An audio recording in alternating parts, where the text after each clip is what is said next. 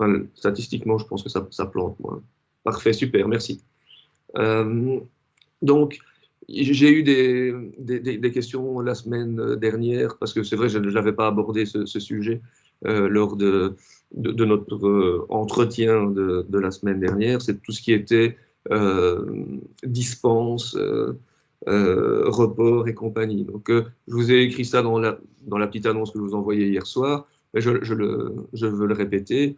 Euh, donc, la politique, c'est que Chimage 2001, c'est sur 2 semestres. C'est un gros mastodonte de 10 crédits. Et donc, notre volonté, ce n'est pas de dire vous réussissez tout ou vous réussissez rien. Ce qu'on a décidé de faire, c'est de dire, ben voilà, le premier semestre fait un bloc.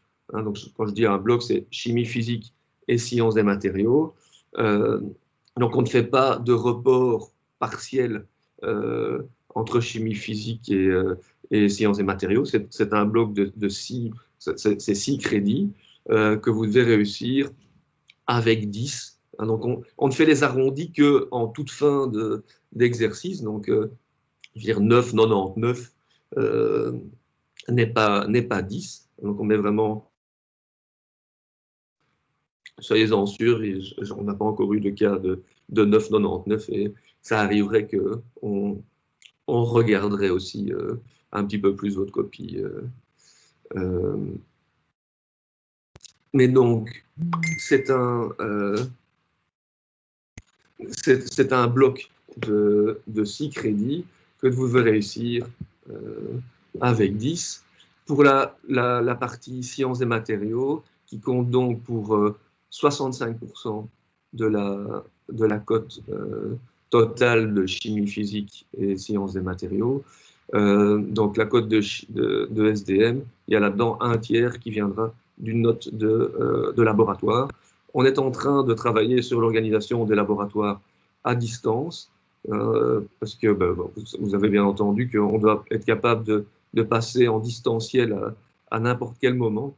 Ben voilà, les labos commençant au début novembre, les chances ne sont pas nulles que l'on doive avoir des mesures sanitaires, peut-être plus, j'espère que non, on est peut-être plus importante que ce qu'on a maintenant. Donc on va faire un maximum de choses, enfin on va préparer un maximum de choses pour pouvoir faire le tout en distanciel. Et donc en fait, les labos, ce sont 5 manipulations, donc c'est 5 thématiques. Et donc les années précédentes, ce que l'on faisait, c'est que chaque groupe de TP avait une manip à devoir représenter et à représenter ça devant ben, l'assistante Evelyne Cadot qui donne les TP, mais aussi les autres groupes de la demi-journée, on va dire, de telle façon à ce que tout le monde entende un petit peu une version retravaillée des labos.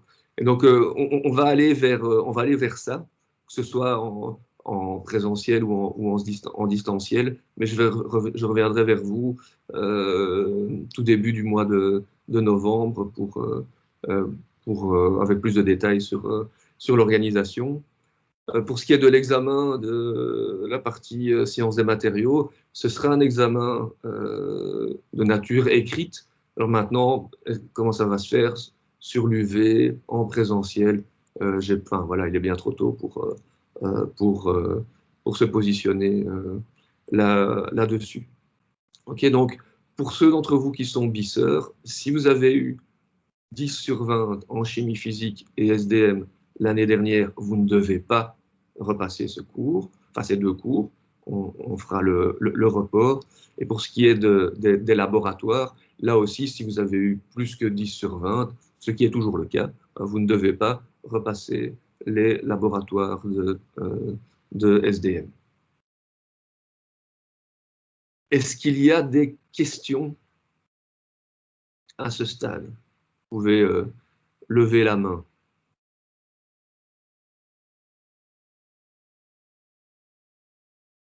Ça a l'air d'être relativement clair. Donc maintenant, sur l'organisation pratique du cours. Euh, je vous ai envoyé un lien et vous avez, enfin non, sur l'université virtuelle, j'ai commencé à mettre tout ce qui est disponible comme support de cours. Donc vous avez le syllabus, hein, donc qui sont essentiellement les slides, la majorité des slides que j'utilise, qui sont commentés. Euh, vous avez accès aux podcasts des années précédentes. Alors, il n'y a pas le début du cours, mais il y a au moins, je pense, les 8 dernières leçons sur 12. Donc, il y a quand même les 2 tiers des cours qui avaient été podcastés dans le passé. Et puis alors, je vous ai mis aussi un lien vers les versions commentées des slides avec ma voix. Donc, je vais m'enregistrer sur les slides et je vous partage ça à travers une chaîne YouTube.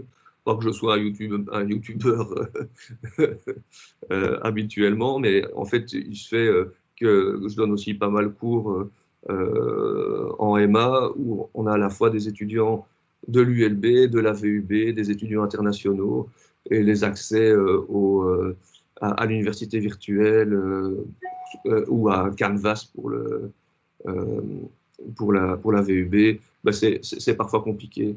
Et donc, ça permet un lien sûr et certain. Et donc, sur cette chaîne, enfin, sur ce canal YouTube, je vous mettrai les versions commentées oralement des slides et aussi les sessions que l'on enregistre en direct, même si vous pouvez aller les rechercher dans Teams, hein, mais je vous mettrai aussi tout ça donc pour essayer d'avoir un maximum d'informations au même endroit.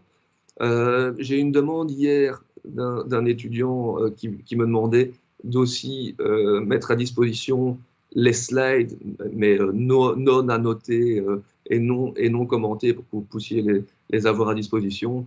Je vais faire ça aussi. Il y a aucun problème. Euh, ma seule crainte là-dedans, c'est que vous vous retrouviez devant plein de documents différents. Mais voilà, je n'ai aucun souci à mettre un maximum de choses à disposition. Euh, je pense qu'en termes d'organisation au jour le jour, c'est ce que j'avais à dire. Donc, je vais poster au fur et à mesure la suite des capsules. Voilà, je vais essayer de découper ça en, en morceaux d'une demi-heure, à maximum 1 heure, parce que moi, j'imagine que m'écouter, déjà moi, m'enregistrer tout seul en parlant à mon écran, c'est pas des plus naturels, mais alors en plus, m'écouter causer pendant 2 heures, ça doit aussi pas être très très drôle de votre côté.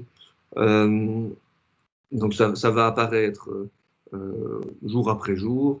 Mon but, donc, c'est d'avoir terminé la partie 1 au bout de la 3e semaine, de sorte qu'on puisse organiser une session de questions-réponses la 4e semaine. Alors pour les ingénieurs, pour les étudiants ingénieurs civils, donc pas les étudiants ingénieurs architectes, euh, la plage horaire à ce moment-là sera le jeudi de 10 à 12. Donc de tête, c'est le 8 octobre, c'est ça, le jeudi. 8 octobre de 10 à 12. Je pense que pour les ingénieurs architectes, ça ne fonctionne pas, cette plage-là. Donc, je ferai une séance de questions-réponses dédiée aux ingénieurs architectes dans une plage horaire à convenir. Je ne sais pas, est-ce qu'il y a un délégué des étudiants architectes qui est présent, que je prenne son nom, que je puisse le, le contacter et qui serait sur Teams pour le moment?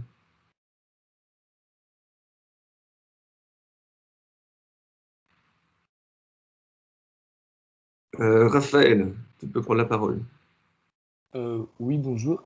Bonjour. En fait, il y a Ismail Goric, il a posé une question sur le chat en Oui. demandant si, par rapport aux vidéos que vous avez mises sur votre chaîne YouTube, lesquelles sont à visualiser pour le cours d'aujourd'hui? Est-ce que c'est la séance 1 et 2 ou juste la 1? Et donc, en fait, donc, d'abord, il n'y a pas d'étudiant, enfin de délégué architecte qui est présent. Ça n'a pas l'air d'être le cas. Donc, je vais voir comment me débrouiller pour. Euh, donc, malheureusement, non. C'est marrant parce que moi, je vois le chat sur mon téléphone, mais pas sur mon ordi. Bon. J'ai vu que les étudiants architectes avaient un cours, mais bon, voilà, je vais m'occuper d'eux sur le côté. Euh, donc, mon but, donc, vous avez deux capsules jusque maintenant. Euh, donc, pour aujourd'hui, bah, si vous allez, si vous en avez- si vous les avez regardées, tant mieux. Si vous les avez pas regardées, ben, quelque part, tant pis. Mon but n'est pas ici, moi, de redonner cours. Je m'enregistre déjà. Je vais pas faire les choses enregistrer, donner cours et puis après faire des questions-réponses. Moi, mon but, c'est vraiment d'insister aujourd'hui sur les notions qui sont importantes. Euh, mais donc, pour le 8 octobre, il est important que chacun d'entre vous ait bien regardé toutes les capsules qui auront été jusqu'à la fin de la première partie. Est-ce que c'est clair? Oui, merci beaucoup. euh, Il y a seulement ceux qui ont fini leur bac et qui ont fait leur passerelle vers le master en ingénieur architecte qui peuvent suivre le cours aujourd'hui. Et donc, il y a des étudiants architectes présents.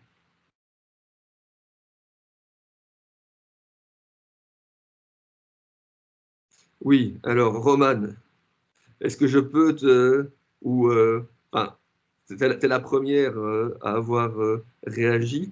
Est-ce que je peux te donner la lourde tâche euh, de, de voir avec tes collègues et me faire un petit peu un topo de qui sont les étudiants architectes qui seraient passés dans les mailles du filet, hein. Je vais essayer de reprendre les listes les plus à jour aujourd'hui pour m'assurer de vous mettre dans l'université virtuelle de Chimage 2001. Mais voilà, s'il y a quelqu'un qui manque, il faut me contacter. Et je rajouterai sur base de, des mails qu'on m'envoie. Et donc, Roman Lowers, tu acceptes d'être le porte-parole des ingénieurs architectes? Ou est-ce qu'il y a une levée de bouclier de ta part ou d'autres? Si, grand silence.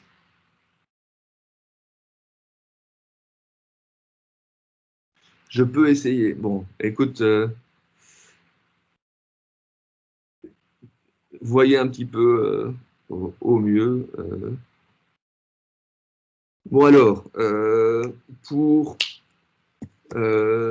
donc vous allez avoir au fur et à mesure euh, des, euh, des liens vers le canal YouTube.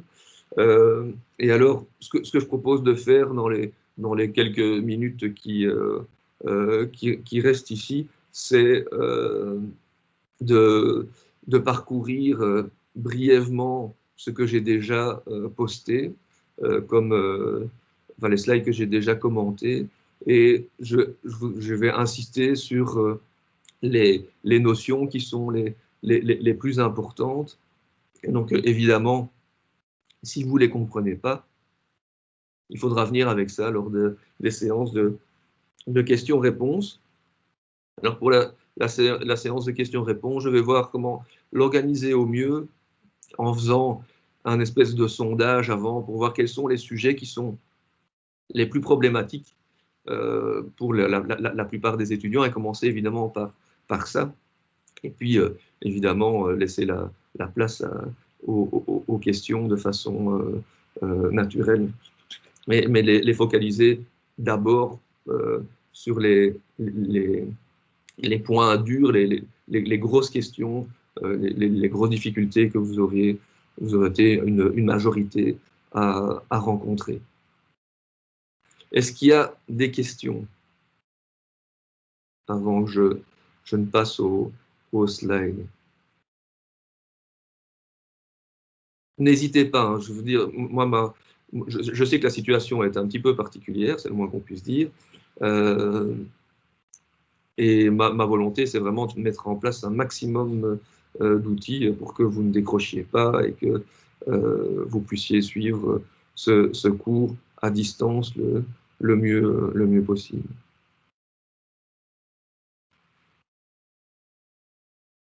Alors.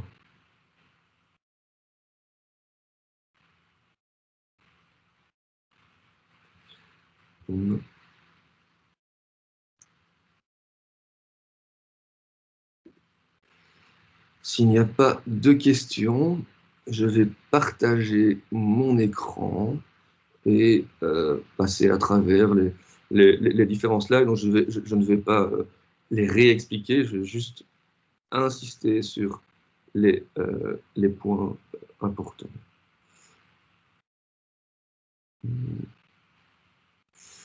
Ça, hop.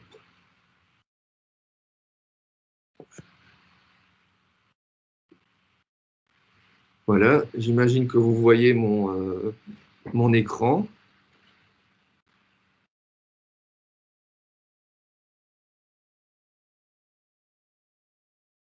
Criez si ce n'est pas le cas. Ok, donc le cours est divisé en 3 parties. Je vais peut-être revenir à la...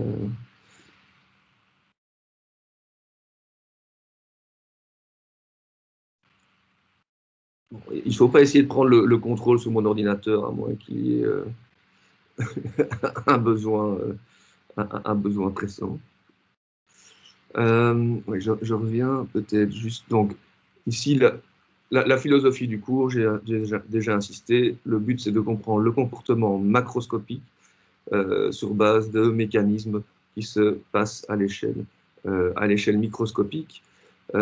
J'ai conseillé différents livres. Hein, le livre le plus généraliste en français s'appelle Des matériaux. C'est un livre écrit par des Québécois en français. Et il y a, je pense, en fait, 10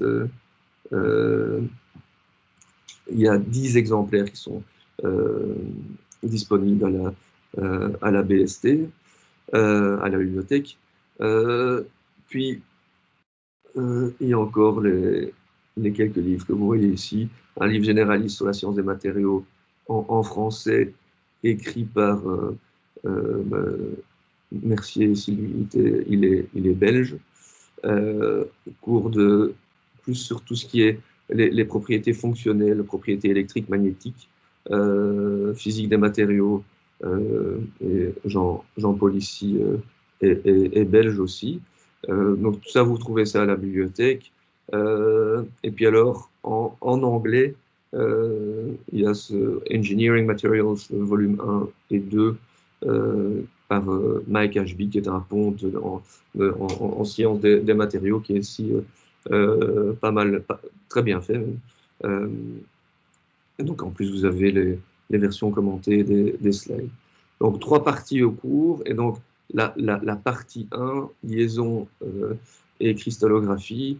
Donc c'est cette partie que je veux voir d'ici la fin de la 3e semaine, de telle façon à avoir une session de questions-réponses. Alors, vous verrez dans mes capsules que pour ce qui est de architecture atomique et les liaisons interatomiques, j'ai été très très rapidement, voire j'ai éludé les choses. Les notes sont vraiment complètes dans le syllabus. Et ce sont des choses que vous avez vues à la fois en secondaire et en première avec Philippe Bogart. Et bon, c'est clairement pas là-dessus que porte l'examen de SDM. J'ai fait l'exercice dans le syllabus pour vraiment repartir de l'atome, même dans le cas de, enfin, voilà, de m'enregistrer sur des slides et compagnie.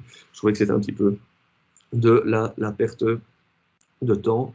Et donc, j'ai plutôt démarré à, ben, voilà, on a des liaisons qui sont de nature différente et ça permet de classer les matériaux en différentes familles. Hein, donc, ouais, aussi ce que je vous ai fait dans la petite capsule, c'est une petite pause historique où je reviens un petit peu sur, tiens, qu'est-ce que connaissait Dimitri Mendeleïev quand il a proposé son tableau. Je pense que c'était assez intéressant de se rendre compte qu'il a proposé ça sans aucune idée de ce que c'était que l'architecture atomique. Il savait qu'il y avait l'idée qu'il y avait des atomes, mais les électrons, toute la mécanique quantique, il n'y a rien qui était connu. Mais donc, sur base de la liaison, on en arrive à classer les matériaux en 3 familles, qui sont les matériaux céramiques, où les liaisons sont fortes, soit covalentes, soit ioniques. Les matériaux métalliques, où la liaison est de nature métallique et donc est moins forte que les liaisons covalentes et, et ioniques. La liaison métallique étant caractérisée par le fait que les électrons des couches supérieures sont délocalisés, donc les atomes peuvent être vus comme baignant dans une mer d'électrons. Et puis alors vous avez les matériaux polymères qui font un chapitre à part, je vais dire, où enfin, ils consistent en des longs spaghettis avec des liaisons covalentes entre, enfin, très souvent des atomes de carbone, et puis des liaisons secondaires entre les groupes fonctionnels qui sont greffés sur la chaîne. OK. Donc après ça, on attaque ce qui est les arrangements soit cristallins ou amorphes. Donc, on a deux types de matériaux, des matériaux amorphes et des matériaux cristallins. Les matériaux métalliques sont, dans la grande majorité des cas, des matériaux qui sont cristallins. Les matériaux polymères, à l'opposé, sont des matériaux qui, dans la grande majorité, sont des matériaux qui sont des matériaux amorphes. Et donc, dans le cours, j'insiste beaucoup sur ce transparency, où vous avez l'évolution de l'énergie libre du liquide et du solide en fonction de la température. Le point d'intersection entre ces deux courbes ici définit la température de fusion à l'équilibre. Et alors, quand on suit la solidification d'un liquide, ben, si je prends un métal qui cristallise, quand il arrive à la température de fusion, il passe à l'état solide, on observe une contraction du volume. J'ai ici en ordonnée le volume. On a contraction du volume, on passe à l'état solide, ce solide est cristallin et il continue à se contracter avec son coefficient de dilatation. Alors, à contrario, si on refroidit très rapidement, alors pour les métaux, il faut des métaux qui soient avec beaucoup d'éléments d'alliage pour qu'on puisse éviter la cristallisation. Mais par contre, si je prends du verre à vitre, des matériaux polymères, ben là, même en refroidissement lentement, ils ont une structure tellement complexe. Comme les polymères, cette structure de plat de spaghetti, qu'il ne cristallise pas, mais continue à rester désordonnés et voient donc leur viscosité augmenter, et à un moment, on arrive à un comportement macroscopique qui est solide, mais ce solide n'est pas cristallin, on a un solide amorphe, et la température à laquelle on passe d'un état liquide, visqueux, à un état solide, c'est ce qu'on appelle la température de transition vitreuse. J'insiste sur le fait que c'est vitreux et pas visqueux, cette température de transition vitreuse, parce que ben voilà, ça passe à l'état de verre. Okay, donc ça c'est un slide important. Donc après, on commence à regarder l'arrangement en 3 dimensions des atomes, et on a commencé par regarder les matériaux métalliques, où l'arrangement des atomes vise à faire des plans, les arrangements les plus compacts possibles, et c'est ça qui mène au fait de faire des empilements de plans denses. Vous avez ici un plan vert qui est la façon la plus dense possible de mettre les atomes en contact les uns avec les autres, et je vais empiler des plans denses. Vous verrez que j'explique qu'on a 2 types d'empilement et qui donnent lieu aux 2 structures cristallines les plus compactes, qui sont la structure cubique face centrée et la structure hexagonale compacte. Okay, donc ça ici, c'est la structure cubique face centrée, et qui, donc, vous voyez ici, c'est bien obtenu par l'empilement de plans denses. Ce qui se passe, c'est que c'est pas direct à voir, mais donc vous voyez ici, vous avez un plan dense de boules, je vais dire grisées. Et ben en fait, ces boules grisées, dans la structure cubique face centrée, elle est ici. Hein. Donc vous voyez, c'est ceci, la diagonale là, et la diagonale là. Et ces diagonales, comme on le verra plus tard, c'est ce qu'on va appeler les directions denses. Ce sont les directions suivant lesquelles les atomes se touchent.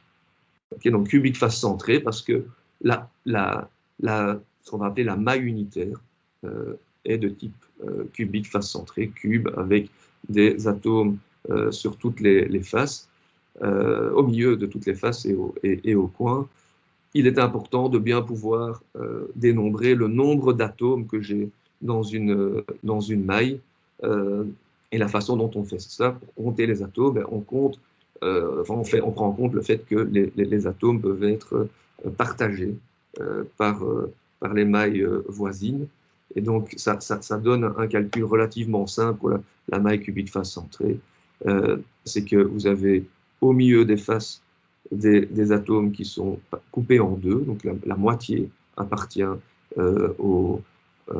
la maille. Vous avez 6 faces, comme dans un cube, et donc ça vous donne 3 atomes sur les faces, et vous pouvez calculer que sur les coins, vous avez 8 coins, mais 1/8 à chaque coin, et ça vous donne donc un atome au coin. Donc au total, on a 4 atomes dans la maille cubique face centrée.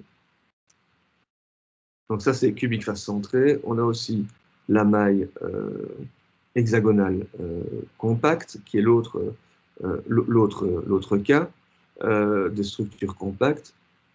Vous verrez que je calcule la compacité de cette maille. C'est relativement simple. Hein, c'est la proportion d'espace occupé par les atomes.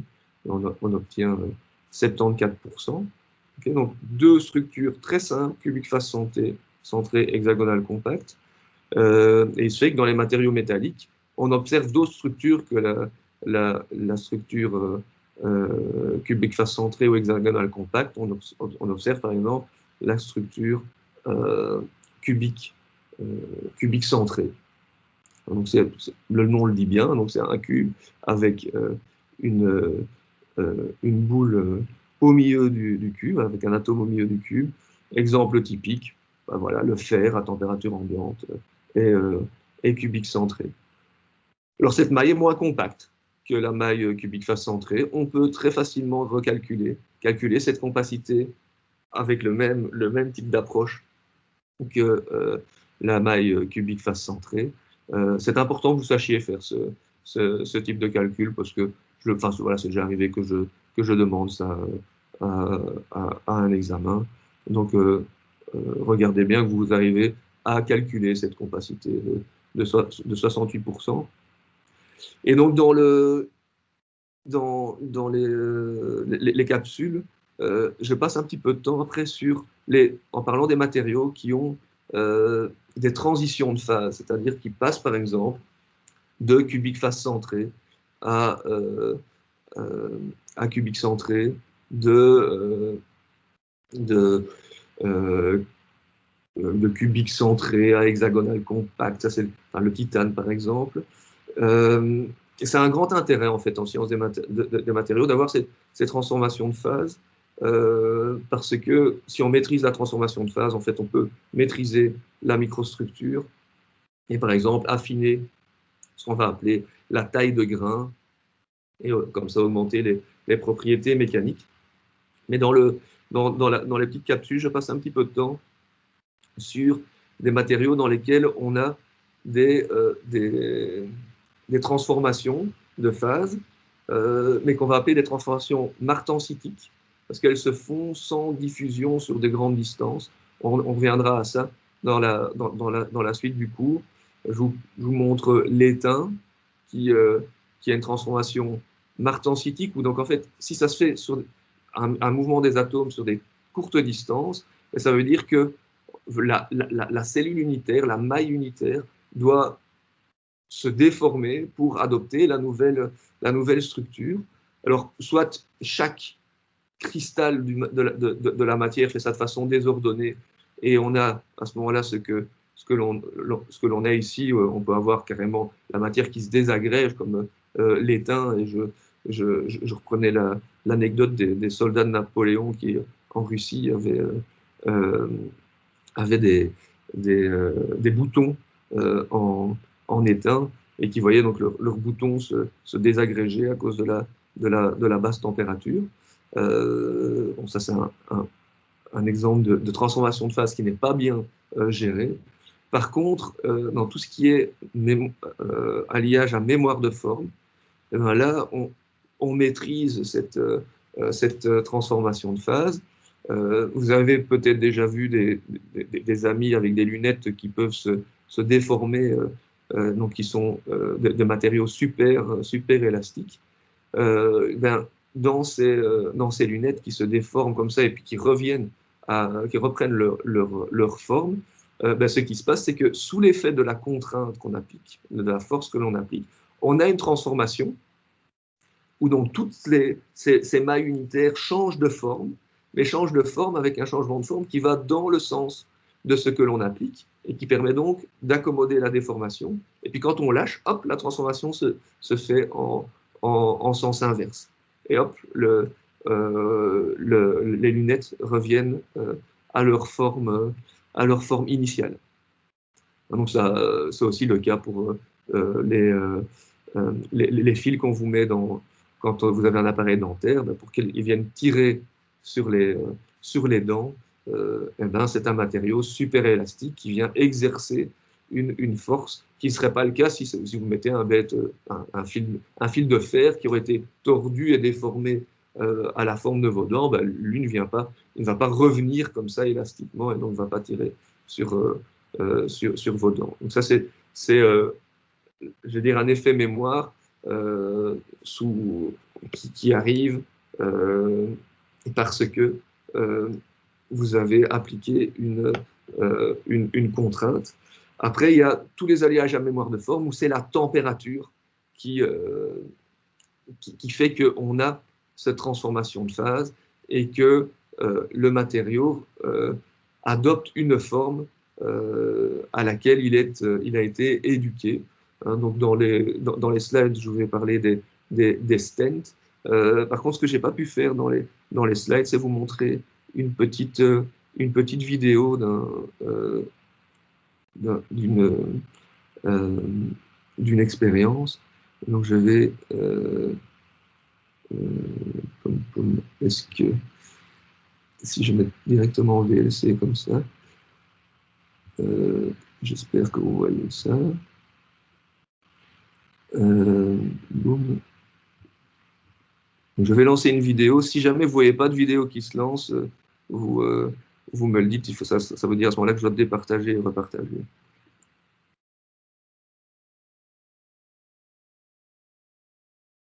Donc ça va être en anglais ça s'appelle paperclip, un attache trombone, mais qui n'est pas l'attache trombone de tous les jours, c'est un attache trombone qui est à mémoire de forme. Donc il a en mémoire cette forme d'attache trombone. Je le déforme. Et puis après, je le chauffe. Enfin, c'est pas moi là, pour le coup. Donc je le chauffe et il va revenir à sa forme initiale.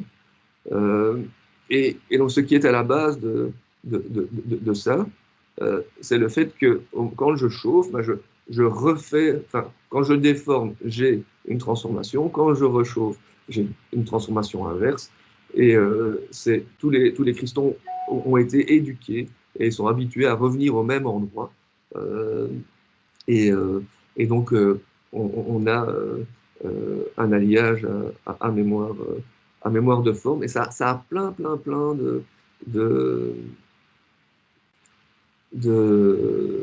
d'implications.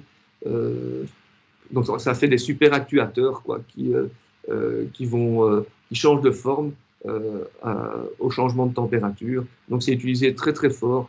Enfin, c'est utilisé beaucoup dans les satellites, dans les navettes, où, par exemple, on veut déployer un panneau solaire quand le soleil donne sur la navette. Et alors, donc, plutôt que d'avoir un moteur qui déploie, mais en fait, ce sont des alliages à mémoire de forme qui n'ont pas besoin de moteur et qui donc ont comme ça une action mécanique sans moteur. Donc, après les matériaux métalliques, j'ai touché un mot sur les matériaux ioniques et covalents, donc ils sont à ce moment-là les céramiques. Donc, j'ai insisté sur le fait que à ce moment-là, on a des structures qui sont beaucoup moins compactes parce que pour les cristaux ioniques, on doit avoir des anions et des cations et pas mis de n'importe quelle façon, mais de façon à avoir la neutralité électrique. Et pour les structures covalentes, là, c'est la directionnalité de la liaison qui amène à la structure tridimensionnelle. Donc ça, c'était pour les matériaux cristallins. Et puis alors, la deuxième capsule, c'est pour les matériaux polymères, où je vous ai... Enfin, voilà, je pense que le plus simple, c'est peut-être un petit peu enfantin, mais la meilleure façon de voir les matériaux polymères, ce sont des longues chaînes, des longs spaghettis. Et ces longs spaghettis vont avoir énormément de mal à s'arranger de façon ordonnée. Donc on va avoir, dans l'extrême majorité des cas, des matériaux qui sont des matériaux amorphes. Vous avez des groupements, ce qu'on appelle des groupements fonctionnels, qui viennent se greffer sur les chaînes, et vous allez avoir des interactions de type Van der Waals entre les chaînes. Et donc, en fait, on va être soit à une température à laquelle ces interactions sont fortes et les chaînes ne peuvent pas bouger les unes par rapport aux autres. Et c'est ce qu'on va appeler, on sera à l'état amorphe et en dessous de la température de transition vitreuse. Donc c'est vraiment une notion super importante, la température de transition vitreuse. Dans les polymères, en dessous de ça, il n'y a rien qui bouge. Au-dessus de la température de transition vitreuse, les chaînes peuvent bouger les unes par rapport aux autres. Et donc, je vous ai montré un petit peu comment, enfin, les schémas réactionnels qui amenaient au fait de pouvoir faire ces chaînes qu'on appelle les chaînes macromoléculaires. Et l'étape la plus importante, c'est toute la classification que l'on fait des polymères, les différentes familles. Vous allez avoir ce qui est polymère linéaire ou branché, hein, donc c'est ceci, ou alors des polymères où, entre les chaînes, vous avez des ponts qui sont des ponts covalents. Et ça va être, s'il y a beaucoup de ponts, c'est ce qu'on va appeler une résine ou un thermodure. Et alors, quand il y a peu de ponts, ça c'est ce qu'on va appeler les élastomères, comme les élastiques. Hein, donc un élastique, c'est un polymère, c'est du polyisoprène qui a été vulcanisé. On a introduit des ponts soufre entre les chaînes.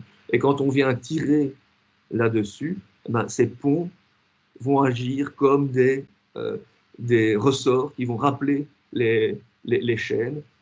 Et donc, vous avez cet effet élastique. Alors, évidemment, si vous commencez à mettre des ponts partout, ben, vous n'avez plus du tout une structure de type élastomère, vous avez une structure tridimensionnelle très, très réticulée.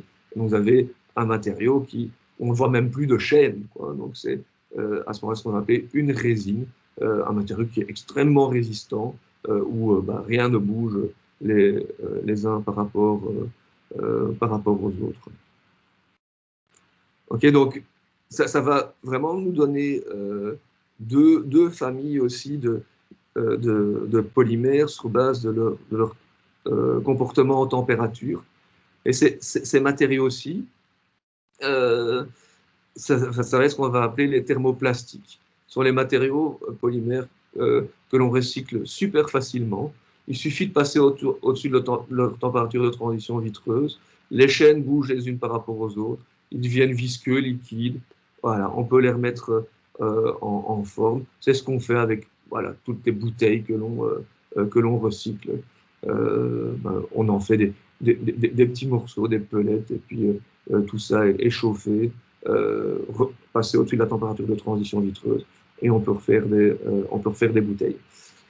Maintenant, si vous avez un matériau comme ça, donc un matériau avec une architecture tridimensionnelle, avec des ponts covalents entre les chaînes, bah, l'histoire est tout à fait différente parce que là, les chaînes ne peuvent plus bouger les unes par rapport aux autres, ou même la notion même de chaîne n'existe plus.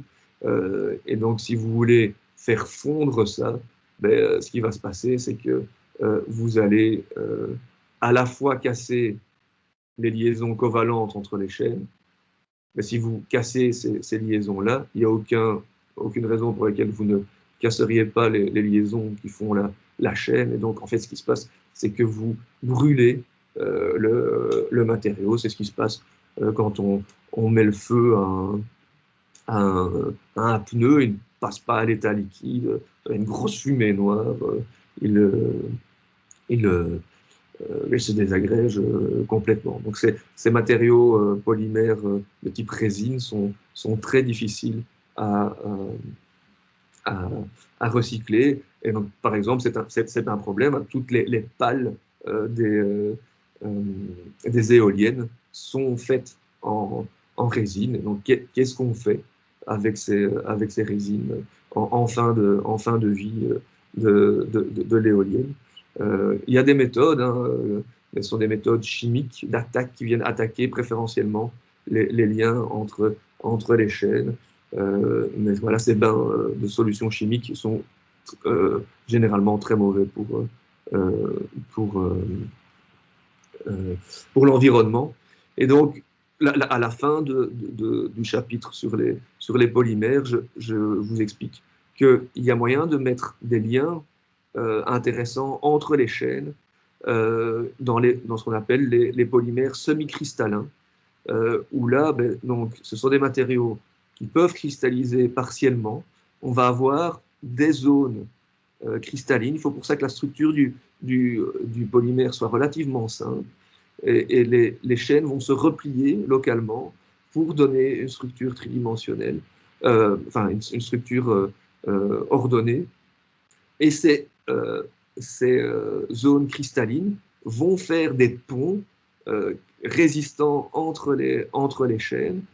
Le gros intérêt par rapport aux résines, c'est que ces blocs cristallins, si on reprend la thermodynamique, donc un matériau semi-cristallin, qu'est-ce qui va se passer? C'est qu'il y a une partie du matériau qui va passer à l'état cristallin ici, et puis l'autre partie qui, elle, va passer à l'état amorphe à la température de transition vitreuse.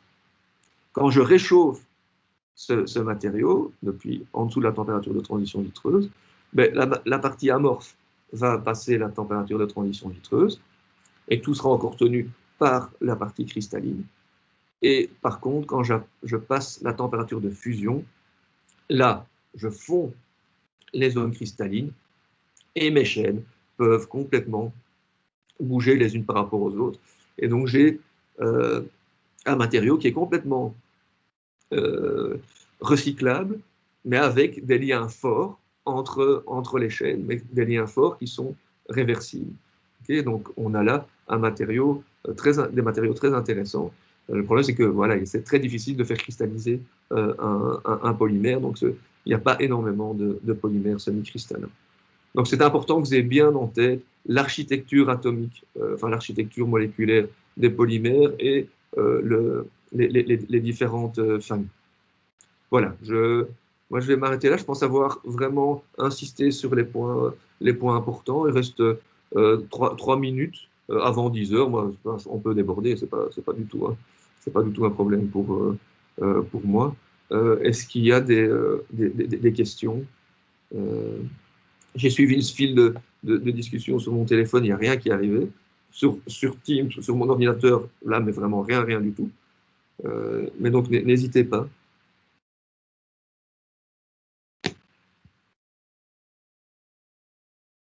J'espère au moins que ça vous a fait un bon début de semaine.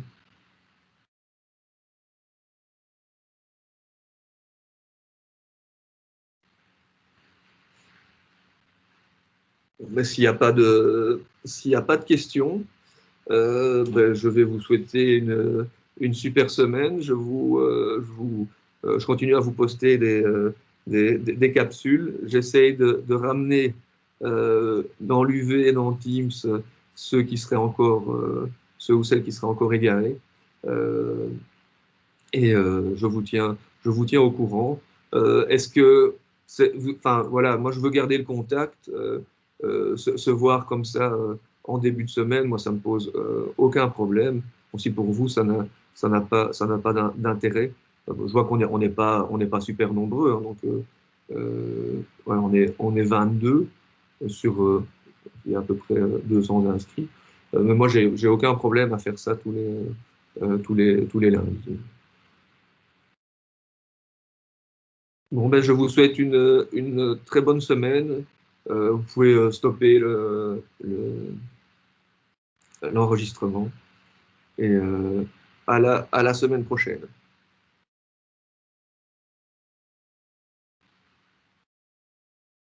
Donc,